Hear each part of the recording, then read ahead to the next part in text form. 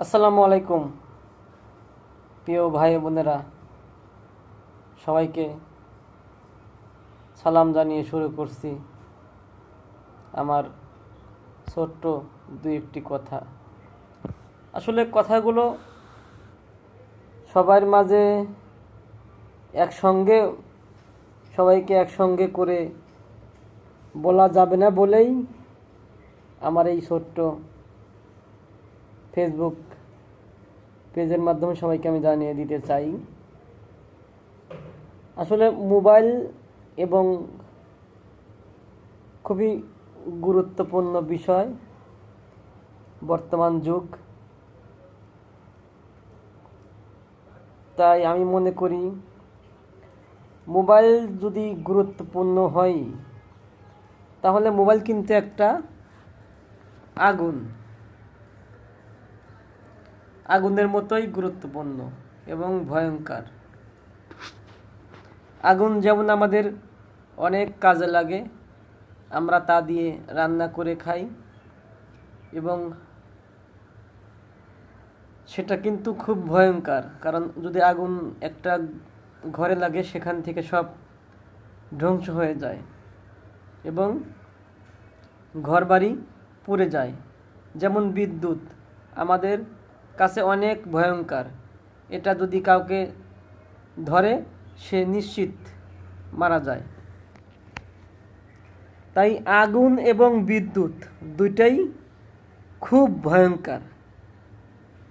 তার চাইতে ভয়ঙ্কর আমাদের বর্তমান মোবাইল, বিশেষ করে অ্যান্ড্রয়েড মোবাইল এবং যে সকল মোবাইলে আপনার ইন্টারনেট সংযোগ আছে সেই মোবাইল। তাই আমি মনে করি মোবাইল যদি ভয়ঙ্কর হয়, আগুনের চাইতে ভয়ঙ্কর। আগুন যেমন আমরা ভয়ঙ্কর হইলেও সেটা দিয়ে আমাদের উপকারে আসে, আমাদের রান্না বাড়া হয়, আমাদের সেখান থেকে আমরা খানা পানা গ্রহণ করতে পারি। যেমন বিদ্যুৎ ভয়ঙ্কর, সেটা দিয়ে কিন্তু আমাদের অনেক উপকার হয়। আমাদের সব ইলেকট্রিক সামগ্রী চলে, আমরা যে ধানের সেচ দেই সেটাও কিন্তু ইলেকট্রিক দিয়ে হয়। যে ধানটা খেয়ে আমরা বেঁচে থাকি, ধান থেকে চাল হয়, ফসল হয়, কত ফলমূল হচ্ছে, সবই কিন্তু বিদ্যুতের দ্বারা। কারণ বিদ্যুৎ তো ভয়ঙ্কর, মানুষ ধরলেই সে নিশ্চিত মারা যাবে। তেমনি সেই ভয়ঙ্কর কিছু দুইটা জিনিস, যেমন বিদ্যুৎ এবং আমাদের আগুন, এটা আমরা নিয়ন্ত্রণ করি আমাদের জীবনকে বাঁচানোর জন্য এবং জীবনের তাগিদের জন্য। তেমনি মোবাইল তো ভয়ঙ্কর, কিন্তু মোবাইলকে আমরা আসুন ওইভাবে ব্যবহার করি। মোবাইল দিয়ে কিন্তু কোরআন শোনা যায়, মোবাইল দিয়ে কোরআন তেলাওয়াত শোনা যায়, মোবাইল দিয়ে আল্লাহ পাকের আল্লাহ রাসূলের বাণী শোনা যায়, মোবাইল দিয়ে হাদিস শোনা যায়, মোবাইল দিয়ে আপনার সূরা মুখস্থ করা যায়, মোবাইল দিয়ে কোরআন শিক্ষা যায়, মোবাইল দিয়ে ইসলামের যাবতীয় সব কাজ হয়। আসুন আমরা কেন ভালো কাজটা কেন করব না? আমরা সেই ভয়ঙ্কর আগুনের মতো এবং বিদ্যুতের মতো ভয়ঙ্কর মোবাইলকে আমরা ভালো দিকে নিয়ে আসব। আমি তো ফার্স্টেই বললাম আগুন বিদ্যুৎ ভয়ঙ্কর, সেটাকে আমরা কিন্তু নিজের দৈনন্দিন জীবনের জন্যই কাজ করে যাই। সেটা আমাদের ফ্যান ঘোরে, আমাদের ইলেকট্রিক, আমাদের এসি চলে, আমাদের অনেক কিছু বিদ্যুতে চলে, আমরা যেটাকে ব্যবহার করে আমাদের দেহকে আরাম দিয়ে থাকি। তেমন আসুন ভাই, আমি আপনাদেরকে রিকোয়েস্ট করি, প্লিজ একদম রিকোয়েস্ট, মোবাইল দিয়ে আমরা ভালো কাজ করি। আসলে আমার বলার উদ্দেশ্য, আজ কয়েকদিন যাবৎ শুধু খেলা খেলা খেলা নিয়ে সব জায়গায় আমাদের যুবকরা ব্যস্ত। যতক্ষণ পর্যন্ত আমরা খেলার গল্প করব এবং করি, তার যদি 10 ভাগের 1 ভাগ আল্লাহকে নিয়ে চিন্তা করি, আল্লাহ রাসূলকে নিয়ে চিন্তা করি, দুনিয়াকে নিয়ে চিন্তা করি, তাহলে আমার কিন্তু অনেক উপকারে আসবে। আমরা 60 বছরের জিন্দিগি অথবা 80 বছরের জিন্দিগি যদি টাইলস দিয়ে সাজাই, এয়ার কন্ডিশন বিদ্যুৎ দিয়ে সাজাই, সোফা, খাট, তোষক, লেপ, এত সুন্দর করে যদি আমরা 60 বছরের জিন্দিগি সাজাই, আমরা যেখানে আজীবন থাকব, বছরকে বছর, শতকে শত শত বছর, সেটা আমরা কেন সাজানোর চেষ্টা করব না? আমরা কি সেটা মাটির ঘরে থাকব? আমাকে বলেন ভাই, আমাদের এই মাটির ঘর, কোনো জানালা নাই, কোনো দরজা নাই, কোনো খাট, তোষক, সোফা নাই, যদি আমি নেক আমল না করে যাই, তাহলে আমরা এত বোকা কেন? আমরা 60 বছরে বেশি প্রাধান্য দেব, নাকি যেখানে শত শত বছর থাকতে হবে সেখানে প্রাধান্য দেব? আমরা সৃষ্টির শ্রেষ্ঠ হয়ে এত বোকা কেন হব? আমরা আর বোকা হব না। আমরা আসুন আখেরাতের জিন্দিগি সাজাবো, আমরা জান্নাত সাজাবো, জান্নাত আলোকিত করব, দুনিয়া আলোকিত নয়। প্রিয় ভাই বোনেরা, আসলে আমি বোঝাতে চাইছি, আমাদের মোবাইল কিন্তু অনেক ভয়ঙ্কর একটা পণ্য সামগ্রী, যেমন আগুনের মতো ভয়ঙ্কর, বিদ্যুতের মতো ভয়ঙ্কর। বিদ্যুৎ এবং আগুন আমরা যেভাবে নিজেদের জীবন বাঁচানোর জন্য ব্যবহার করি, তেমনই আমরা মোবাইলকে ওই রকম ব্যবহার করি। আমরা খেলাধুলা দেখব না, আমরা বাজে জিনিস দেখব না, আমরা নর্তকী দেখব না, আমরা উলঙ্গ নারী দেখব না। আমরা এটা দিয়ে কোরআনের সুন্নাহ অনুযায়ী জীবন গড়ব। এটা খারাপের চাইতে ভালো কিন্তু বেশি। যেমন আগুন খারাপ, সেটা কিন্তু আমাদের মানবদেহে অনেক উপকার আসে। আমরা আগুন দিয়ে অনেক কিছু করি। আবার কিন্তু আগুন যদি আমরা বিপরীত ব্যবহার করি, আগুন কিন্তু আমাদের জীবন যাপন সব জ্বালিয়ে দিবে। দেখেন ভাই, আমাদের দেশে নিমতলির একটা ঘটনা ছিল, সেটা কিন্তু অনেক পরিবারকে ধ্বংস করছে এই আগুন।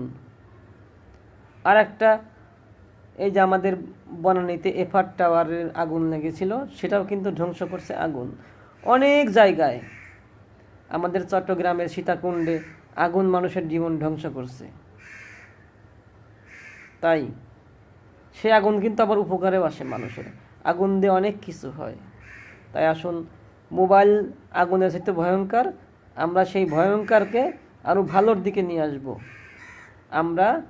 আমি বলি না আপনারা মোবাইল ব্যবহার করা বন্ধ করেন, মোবাইল ব্যবহার করেন, কিন্তু সেই বিপরীতটাকে ব্যবহার করেন। ওর ভালোর চাইতে খারাপের সংখ্যা কম, ওকে আমরা ভালোর দিকে ব্যবহার করব। প্রিয় ভাই বোনেরা, আজ এই পর্যন্তই। আসলে আমি বেশি কথা বলে ফেলে দিলাম, আমাকে দেখবেন একটু আমার কথাগুলো, আসলে ভেবে দেখবেন কথাগুলো কেমন হয়েছে। আজ এই পর্যন্তই। আসসালামু আলাইকুম রহমতুল্লাহ। আসুন আমরা সবাই তওবা করে নেই, আর জীবনে মোবাইলে খারাপ কিছু না দেখে কোরআন তেলাওয়াত শুনব। কোরআন তেলাওয়াত শুনলে মাথার ব্রেন সফট হয়, কোরআন শুনলে মাথায় ব্রেন আসে, কোরআন শুনলে জীবন ভালো চলে। কোরআন হচ্ছে মধুর বাণী, পৃথিবীর সব গানকে হার মানায় কোরআন। যে কোরআন দেখেন আমাদের এই দেশে, বিশ্বে সব সময় 24 ঘন্টা কোরআন তেলাওয়াত চলে। আপনি যদি আমাকে বলেন কেন, প্রত্যেকটা দেশে মুসলমান আছে, প্রত্যেকটা মুসলিমই নামাজ পড়ে, সেখানে সূরা ফাতিহা দিয়ে শুরু করে, কোরআন তেলাওয়াত দিয়ে শুরু করে, সূরা আর রহমান দিয়ে শুরু করে, অনেক কোরআনের ভালো ভালো সূরা ইয়াসিন দিয়ে শুরু করে নামাজ পড়ে। তাহলে কিন্তু বাংলাদেশ এবং পৃথিবীর সব জায়গায় মানুষ 24 ঘন্টায় নামাজ পড়ছে। আপনি চিন্তা করে দেখেন, এখানে আজকে দেখুন ধরেন 10টা বাজে, আপনার সৌদি আরবে দেখেন 3 ঘন্টা পরে, তার আর এক দেশে আর এক কয়েক ঘন্টা পরে, তার আর একটা দেশে আর এক কয়েক ঘন্টা পরে, আমেরিকাতে এখন রাত। এরকম 24 ঘন্টায় আমাদের এই আল্লাহ পাকের দুনিয়াতে আল্লাহ পাকের বাণী চলে। আমাদের দেশের একটা জনপ্রিয় শিল্পীর গান আপনারা সবাই জানেন, সর্বোচ্চ মাপের রেকর্ড হয়েছিল, মানুষের মুখে মুখে চলছিল, গানটা আমি বলবো না, কিন্তু সেই গান এখন কেউ আর গায় না। কারণ ওটা গান, ওটা একবার শুনলে আর বেশি শুনতে ভালো লাগে না। আর আল্লাহ পাকের পবিত্র কোরআন তেলাওয়াত 24 ঘন্টা আমরা কেন বলি? আসলেই তো আমাদের কাছে মধুর মতো লাগে। ওইটা একটা মধুর কণ্ঠ। একটা আলেম যদি আপনার সূরা ফাতিহা পড়ে, যে ব্যক্তিরা নামাজে থাকে তাদের মনে হয় আরেকটু শুনি।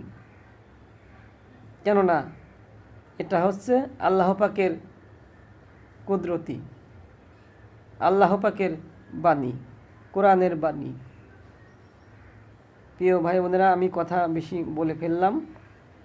আসলে আমার কথাগুলো সবার মাঝে কিন্তু আমি গিয়ে বলতে পারবো না, কারণ আমরা সবাই ব্যস্ত নগরীতে, ব্যস্ত দুনিয়াতে ব্যস্ত হয়ে থাকি, যার যার জীবিকার কাজে যার যার ব্যস্ত সেই করে আসি। কিন্তু দেখেন, আমাদের এই মোবাইল যে খারাপ, তার মাধ্যমে কিন্তু আমরা অনেক কিছু শুনতে পাই। আসলে অনেক কিছু আপনাদেরকে বুঝে বলতে পারছি না, আমি দুঃখিত। আমি যে আপনাদেরকে কেমন করে বোঝাবো মোবাইল খারাপ, কিন্তু দ্বিতীয়বারে বলবো মোবাইল আসলে ভালো, খারাপের চাইতে ভালো বেশি। কারণ এটা আমরা আল্লাহ পাকের বাণী শুনতে পারছি। আমরা আমাদের জীবন জীবিকার তাগিদে সবসময় কিন্তু আমরা মাওলানাদের কাছে গিয়ে কোরআন অথবা হাদিসের কথা শুনতে পারি না, অথবা আমরা আমাদের সময়ের অভাবে আমরা বই নিয়ে বসতে পারি না। কিন্তু আমাদের হাতে সবসময় মোবাইল থাকে, সেটা আমরা সবসময় কিন্তু শুনতে পারি। আমাদের রাসূলের জীবন, আমাদের আল্লাহ পাকের দুনিয়ার এবং আখিরাতের নিয়ম, এবং দুনিয়াতে কিভাবে চলতে হবে, জান্নাত কেমনে পাইতে হবে, আল্লাহ পাক কোন কাজ করলে নারাজ হবে, কোন কাজ করলে আল্লাহ পাক খুশি হবে, কোন কাজ করলে গুনাহ হবে, কোন কাজ করলে নেকি হবে, সব কিন্তু আমাদের এই মোবাইলের মধ্যে আছে। তাহলে আমরা খারাপের চাইতে আমি মনে করি ভালো জগতই তো বেশি আছে। ভালো আমরা যদি টেনে ধরে রাখি, খারাপ আমাদের থেকে দূরে পালাবে। আসসালামু আলাইকুম রহমতুল্লাহ। সবাই সুস্থ থাকবেন, ভালো থাকবেন। আজ এই পর্যন্তই। আল্লাহ হাফেজ। বাংলাদেশ চিরজীবী হোক।